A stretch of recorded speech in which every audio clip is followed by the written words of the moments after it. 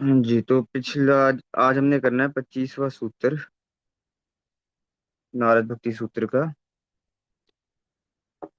तो हम पहले विचार करके आगे हैं भी भक्ति में महत्व ज्ञान होना कि भाई हमारे इष्ट हैं प्रेम में, वो अत्यंत जरूरी होता है। अगर वो नहीं होगा तो भक्ति जो है वो मुंह बन जाएगी। तो आज हम 25वां सूत्र उसी को आगे करते हुए, सातु कर्म ज्ञान योगेभ्यो अप्यधिकार अप्यधिकारता, कि भाई जो भक्ति है, जो प्रेम है, वो कर्म ज्ञान और योग से भी श्रेष्ठ है, उससे भी बड़ा है। तो पहले हम विचार कर चुके हैं भाई भक्ति कैसी है। सा परम प्रेम रूपा अमृत स्वरूपा अकाम्याना भक्ति ही ये भक्ति है। भाई परम प्रेम रूप है, अमृत रूप है। इस चीज के बारे में हम पहले विचार कर दिए हैं, पहले दूसरे तीसरे सूत्र में। तो अब यहाँ पे बता रहे हैं भाई वो कर्म ज्ञान और योग से श्रेष्ठ ही नहीं, उससे भी ज्यादा श्रेष्ठतर है। और इससे भक्ति से बड़ा और कोई है नहीं। ऐसी बात कृष्ण जी भी गीता में 6वें अध्याय में कृष्ण जी भी कहते हैं भाई अर्जुन तपस्वी ज्ञानी और कर्मी से भी योगी जो है वो श्रेष्ठ है, और तुम योगी बनो।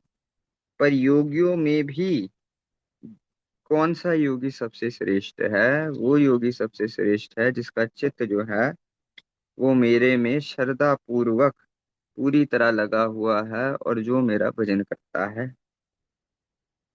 ऐसा जो योगी है, ऐसा जो भक्त योगी है, वो सबसे बड़ा माना गया है, जिसका चित्त मुझ में लगा है, जिनका प्राण मुझ में लगा है, और परस्पर मेरी कथा कह करके जो हमेशा संतुष्ट रहता है, मेरी चर्चा में ही जो लगा रहता है।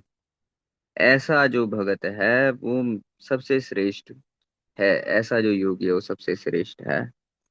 अब अगर हम देखें कर्म की दृष्टि से, जिसे हम कहते हैं कर्म कांड, तो कर्म कांड में बहुत कठिनाई भी है, बड़े नियम हैं। कोई कर्म कांड का अधिकारी किसी पर्टिकुलर कर्म का अधिकारी होता है, कोई नहीं होता है। और कर्म की बात तो महाराज भी कहते हैं भाई अगर बिना नाम के आप कोई कर्म कर रहे हो तो वो कर्म किसी काम का नहीं।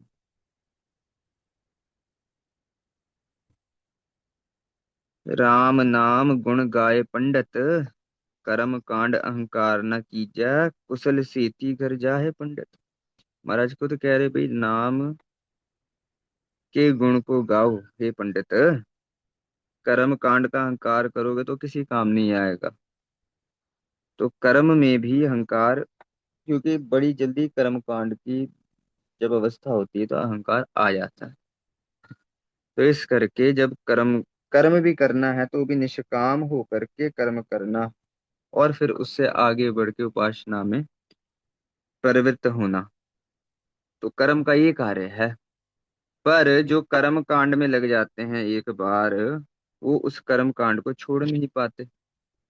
कर्म कांड का त्याग भी तभी होगा जब मन में भक्ति आएगी।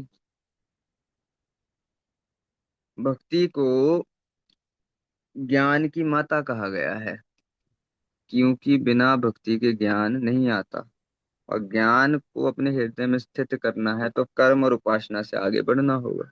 तो जब ज्ञान ही भक्ति के अधीन हो रहा है तो कर्म और योग तो अपने आप ही भक्ति के अधीन हो गए, तो भक्ति इनसे श्रेष्ठ हो गई। तो कर्म करने के लिए भी अगर आपके अंदर भक्ति है तो आप उन कर्म कांड में भी निरअहंकार होकर के आगे जो अपने और इष्ट में एकत्व है उसका एक्सपीरियंस कर सकते हो।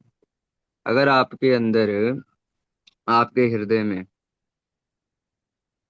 सिर्फ और सिर्फ कर्म कांड में ही प्रवृत्ति रही, और आप उन्हीं कार्यों में, यज्ञ करने में और स्नानों को ही करने में, तीर्थों में जा करके अलग अलग स्नान करने में, इन सारे कार्यों में ही रमे रहे और आपने नाम नहीं जपा, आपके हृदय में अपने इष्ट के प्रति श्रद्धा ही नहीं आई, प्रेम ही नहीं उत्पन्न होया तो वो कर्म भी किसी काम का नहीं। अब आ जाओ योगियों पे, योग पे। अब योगियों को बड़ा संयमित होकर के रहना पड़ता है। योगियों के लिए तो है ही नियम, आसन, प्राणायाम, प्रत्याहार, धारणा, ध्यान, समाधि, ये 8 अष्टायाम योग है। इसमें आपको अपने मन का नियंत्रण करना बहुत जरूरी है। जब तक मन आपके नियंत्रण नियंत्रण में नहीं आएगा तो आप समाधि की स्थिति में पहुंचेंगे नहीं। तो योग में भी बड़ी कठिनाई है। योग की साधना पूरी हो भी जाए तो सब हमेशा आप समचित्त वृत्ति आपकी हमेशा समाधि में लगी रहेगी, ये भी कंफर्म नहीं होता, क्योंकि आपको खुद अपने प्रयास से अपने चित्त को वहां पे टिका के रखना। तो इस करके योग का साधन भी बहुत कठिन माना गया है। हर कोई उस योग के साधन को नहीं कर सकता। योग करने के लिए पहले तो भाई सबसे पहले अष्टायाम योग कर, पहले शरीर का योग करके जो है मनुष्य अपने शरीर को साधेगा।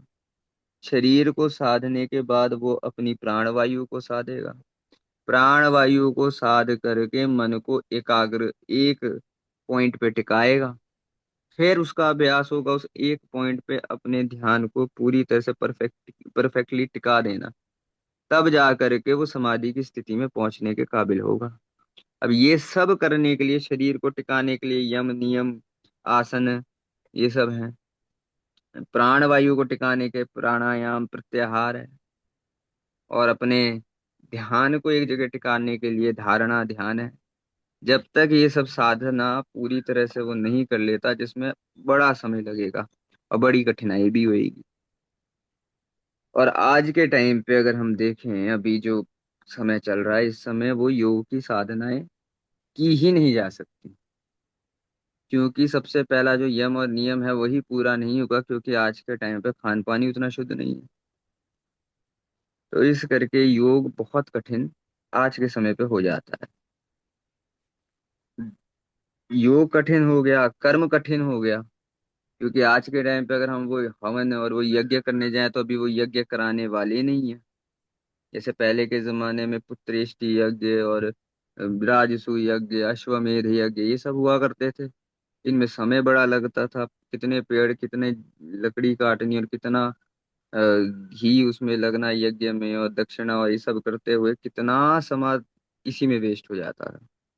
आज के टाइम पे ना तो हमारे पे इतने पेड़ बचे हैं कि हम उन पेड़ों को काट करके उनकी लकड़ी से यज्ञ करें, उतने बड़े बड़े। ना हमारे पे उतने शुद्ध सामग्रियां बची हैं। ना कोई इतना ज्ञानी बचा है जो कर्म कांड का इतना ज्ञानी बचा है तो ऐसे ही यज्ञ करा दे। और फिर कर्म करा करके परमात्मा की प्राप्ति नहीं होनी। इनमें से किसी भी यज्ञ से, पावे राजसु यज्ञ हुए, पावे पुत्रेष्ठि यज्ञ हुए, पावे अश्वमेध यज्ञ हुए, कोई भी यज्ञ है, इससे आपको मुक्ति नहीं मिलेगी। ये आपके अंदर की कामनाओं को ही पूरा कर सकता है, ये सारे यज्ञ। तो परमात्मा की प्राप्ति, अपने मूल की प्राप्ति, ये कर्म करके भी नहीं हो रही।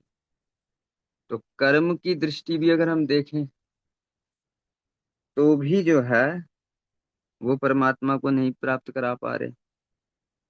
ना योग से इतनी जल्दी हो रहा है। योग से हो तो सकता है, पर उसमें कठिनाई बहुत है, हर कोई वो कर नहीं सकता। अब यहाँ पे जो ज्ञान की बात हो रही है वो ज्ञान है शास्त्रों का। यहाँ पे अद्वैत के ज्ञान की बात नहीं हो रही कि भाई आत्मा से ब्रह्म की एकता, इस वाले ज्ञान की बात यहाँ पे नहीं है। वो तो एक्सपीरियंस का ज्ञान है, बट उससे पहले जो ज्ञान अर्जित करने की बात है, जो पुराने समय में करते होते थे। अब यहाँ पे कौन से ज्ञान की बात है? भाई आपने शास्त्र पढ़ लिए, आपने शास्त्र पढ़ लिए। अब शास्त्र आपने पढ़े, फॉर एग्जाम्पल ले लो, मान लो आप अपने देश के प्रेसिडेंट को जानते हैं, उसके बारे में हमें जानकारी है। भाई कैसा है, कहाँ पैदा हुआ होगा, शायद ये भी पता होगा, कब प्रेसिडेंट बना, कैसे प्रेसिडेंट बना, ये सब बातें पता होती हैं। पर क्या हम उसे पर्सनली जानते हैं? तो ऐसे ही शास्त्र ज्ञान है, हमें ये तो पता है कि भाई परमात्मा जो है वो सर्वव्यापक है, इस सृष्टि का कर्ता है, इस सृष्टि को पाल रहा है, संहारक है, सर्वसमर्थ है। ये सब तो हम जानते हैं, ये हमें एक आस्तिक बना सकता है। ये जानकारी जो है ये आस्तिक बना सकती है, जो हम शास्त्रों की विद्या पढ़ रहे हैं ये हमें आस्तिक बना देगी। हमें ज्ञान हो जाएगा भाई, हाँ इस रास्ते से चलेंगे, ऐसे चलेंगे तो हम परमात्मा को प्राप्त कर लेंगे, नाम जपेंगे, प्रेम में डूबेंगे, भक्ति करेंगे तो हमें परमात्मा की प्राप्ति हो जाएगी। हम उस अद्वैत स्वरूप निराकार निर्गुण निराकार के एक्सपीरियंस में टिक जाएंगे। ये हमें ये शास्त्र बता सकते हैं। पर सिर्फ ये ज्ञान जो है, ये ज्ञान हो जाना हमें परमात्मा से नहीं मिला रहा, जब तक हम उस रास्ते पे चलेंगे नहीं। तो यहाँ पे जिस ज्ञान की बात हो रही है वो हो रही है इन शास्त्रों के ज्ञान के अर्जन करने की बात। अब पहले जमाने में अगर किसी ने ज्ञान पढ़ना होता था तो या तो काशी जाता था, हरिद्वार आता था, कहीं जाता था, तो उसमें उन्हें कम से कम नहीं तो 20-25 साल बड़ी कठिन जीवन को जी करके वो शास्त्रों को पढ़ते थे। और आज के समान इतने ग्रंथ अवेलेबल नहीं थे इतनी इजीली। अगर आपने कोई ग्रंथ पढ़ना है तो आप अपने गुरु से सुन करके उस ग्रंथ को लिखते थे, लिख करके फिर पढ़ते थे। क्योंकि पहले कोई प्रिंटेड कॉपीज तो होती नहीं थी, भाई दुकान में गए खरीद के लेके आ गए। खुद ही लिखना पड़ता था, खुद ही पढ़ना पड़ता था। फिर ऐसे ही आगे जो गुरु होता था, इसलिए कंठ करने की मर्यादा जो है वो इसीलिए कंठ कर लेते थे और कंठ करके लिख लेते थे। ऐसे ये परंपराएं चली हैं। तो पहले ज्ञान हासिल करना भी बड़ा मुश्किल था। हर किसी का अधिकार नहीं मानते थे उस समय ब्राह्मण। से ब्राह्मण क्षत्रिय और वैश्य पढ़ सकते थे, विद्या शूद्रों को अलाउड ही नहीं था। उसमें भी ब्राह्मणों को ही प्रायोरिटी दी जाती थी विद्या पढ़ने पढ़ाने में, बाकी वर्णों को नहीं दी जाती थी। तो पहले ज्ञान हासिल करना भी आज भी बड़ा मुश्किल है। अब अभी हम सब लोग विद्या पढ़ रहे हैं तो कितने ही पढ़ पा रहे हैं? बहुत कम बंदे हैं जो विद्या को के लिए को पढ़ पा रहे हैं, उनके अंदर इच्छा ही पैदा हो रही है कि भाई हम इस विद्या को पढ़ें, बड़े कम। तो ये ज्ञान हासिल करना, पूरा डेडिकेट होकर के इस ज्ञान को पढ़ना भी अत्यंत कठिन है। अब वो ज्ञान भी हमारे एक्सपीरियंस में कैसे आए? क्यों यहाँ पे भक्ति को श्रेष्ठ बताया जा रहा है? कि भाई कर्म को अगर मैं करता रहूं सिर्फ इच्छाओं की पूर्ति के लिए तो मेरे अंदर भक्ति नहीं है। पीछे बता चुके हैं भाई, प्रेम का लक्षण क्या है? भाई अपने इष्ट का सुख, अपना सुख नहीं। मेरा प्यारा कैसे खुश हो, मेरे नानक कैसे खुश हो, नानक कैसे रीझें, ये मन में भाव जब पैदा हो जाए तो वो भक्ति उत्पन्न हो रही है। अब जब तक मैं कर्म कर रहा हूँ इस भावना से भाई मैं खुश हूँ, मेरे को कुछ चीज मिले, मेरा कोई काम बन जाए, तो फिर मैं नानक को तो नहीं प्राप्त कर पाऊंगा। क्योंकि यहाँ पे अपना एक इच्छा है, निष्काम नहीं है, यहाँ पे कामना है। तो कामना प्रधान हो गई, तो जो भी मैं कर्म कर रहा हूँ मैं उसी कर्म में बंधता जा रहा हूँ, मैं कर्म को छोड़ नहीं पा रहा। जब निष्काम होकर के कर्म किया जाए कि मैं ये कर्म कर रहा हूं कि मेरे अंदर जो अवगुण है उनका नाश हो जाए, मेरे पापों का नाश हो जाए। क्योंकि मेरे पापों का जब नाश होगा तभी मैं नानक के करीब जा पाऊंगा और मैं अपने प्यारे को रिझा पाऊंगा। मेरे को स्नान अपने लिए नहीं करना, मेरे को स्नान करना है कि मैं महाराज की सेवा में लग सकूं। मैं हवन अपने लिए नहीं कर रहा, मैं हवन कर रहा हूँ कि महाराज का हुक्म है भाई हवन करके अपने ध्यान को टिकाना है। मैं जो कर्म कर रहा हूँ वो मैं अपने नानक के लिए करूँ। वो कब होगा? जब भक्ति मेरे हृदय में होगी। तो भक्ति श्रेष्ठ हो रही है, भक्ति मेरे कर्म की सारी दृष्टि को बदल रही है। इसलिए भक्ति को कर्म से ऊपर माना जा रहा है, क्योंकि कर्म तो हो रहा है, अभी भी हम सभी कर्म कर रहे हैं। हर एक मनुष्य कर्म कर रहा है, बिना कर्म के तो कोई है ही नहीं। पर एक भगत में और एक आम मनुष्य में फर्क क्या है उसके कर्म में? आम मनुष्य कर्म कर रहा है अपनी खुद के लिए, एक शरीर अपने आप को मान चुके हैं हम, मैं शरीर संसार से आसक्त है, अटैच्ड है, और वो कर्म उसी शरीर संसार के लिए कर रहा है। मेरा भला हो जाए, या मैं इसको पसंद नहीं करता, इसका माड़ा हो जाए। राग और द्वेष में आकर के ही सारे कर्म कर रहे हैं। भक्त जो कर्म कर रहा है वो कर रहा है अपने इष्ट की खुशी के लिए, कि मेरा इष्ट, मेरा नानक मेरे से रीझ जाए। तो भक्ति जो है वो पूरे व्यू को चेंज कर दे रही है कर्म के। जिस तरह से हम कर्म को देख रहे हैं, कर रहे हैं, उस पूरे मोटिवेशन, उस पूरे व्यू को जो बदल दे रही है, ट्रांसफॉर्म कर दे रही है, तो वो भक्ति है। इसलिए कर्म से श्रेष्ठ भक्ति मान ली। ज्ञान से श्रेष्ठ भक्ति क्यों मानी? कि भाई ये शास्त्रों का कल्ला ज्ञान पढ़ के परमात्मा की प्राप्ति नहीं होती। इस ज्ञान, सारे शास्त्र एक बात कह रहे हैं भाई, नाम श्रेष्ठ है, भक्ति श्रेष्ठ है, सारे शास्त्र कह रहे हैं। और सारे शास्त्र कह रहे हैं भाई परमात्मा से एक होना ही हमारा लक्ष्य है। नानक लीन भयो गोबिंद सो ज्यों पानी संग पानी। सारे शास्त्र हर जगह कहा जा रहा है। ब्रह्मविद ब्रह्मैव भवति, जिसको ब्रह्म का ज्ञान हो गया वो ब्रह्म ही हो गया। तो इस वेद भी कह रहे हैं। तो ज्ञान को मैं अपने एक्सपीरियंस में लेके आ जाऊं, तो कैसे लाऊंगा? तो महाराज कह रहे, जिन प्रेम की उतने ही प्रभु पाए। बिना प्रेम के परमात्मा की प्राप्ति, उस एक्सपीरियंस की प्राप्ति हो ही नहीं सकती। तो जो कुछ हम पढ़ रहे हैं, जब तक हम उसे भक्ति अपने प्रैक्टिस में नहीं लेके आते, भक्ति भावना के साथ अपनी प्रैक्टिस में नहीं लेके आते, हमें उस परम एक्सपीरियंस का, परम तत्व का एक्सपीरियंस नहीं हो सकता, नानक का एक्सपीरियंस नहीं हो सकता। तो इसलिए यहाँ पर जो वचन कर रहे हैं नारद जी, वो यही कह रहे हैं भाई, ज्ञान से भी और कर्म से भी श्रेष्ठ भक्ति है। आपके शास्त्र के ज्ञान को अहंकार आपका बन जाएगा। अगर आपके अंदर भक्ति नहीं होगी, आपके पढ़े हुए शास्त्र आपके लिए आपका अहंकार बना देंगे, आपके अंदर अहंकार को और बढ़ा देंगे। अगर भक्ति होगी तो आप अहंकार शून्य होकर परमात्मा की प्राप्ति कर लेंगे। ऐसे योग है। योग तो कठिन ही इतना है, हर कोई उसे साध ही नहीं सकता। पर जो प्रेमी है, जो इस तरह से, जो कृष्ण जी ने शुरुआत में ही बता दिया भाई, असली योगी कौन है मेरा, जिसका चित्त जो है वो मेरे में लग चुका है, मेरा नाम जप रहा है और मेरी कथाएं गा रहा है, मेरा कीर्तन कर रहा है, असली योगी वो है। तो जो उस योग में लग जाए, तो वो योगी श्रेष्ठ हो जाएगा। वो भी योगी कब? उस उस कर्म में कब लगेगा, उसी योग के साधन में कब लगेगा योगी? जब उसके अंदर भक्ति पैदा हो जाएगी। तो भक्ति जो है वो ज्ञान की माता है, योग की माता है। ज्ञान और वैराग की माता तो भक्ति को कहा ही गया है। जब श्री भागवत के बारे में उसका महात्म अपना ये बताते हैं इसमें, अ, पद्म पुराण में, तो उसमें कहते हैं भाई भक्ति जो है वो ज्ञान और वैराग्य की माता है।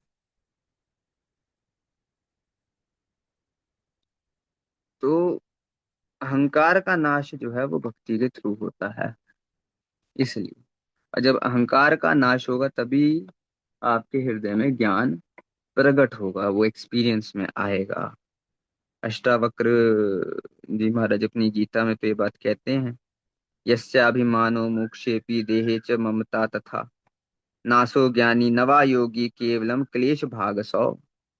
कहते, जिसने अपने मुक्त होने का अभिमान कर लिया है कि मैं मुक्त हूँ, जिसने ये मान लिया है, जिसको शरीर से ममत्व है, जो अपने आप को शरीर मानता है, ना तो वो ज्ञानी है ना वो योगी है, वो केवल दुख का भागी है, क्लेश भाग सौ, वो क्लेश का भागी है।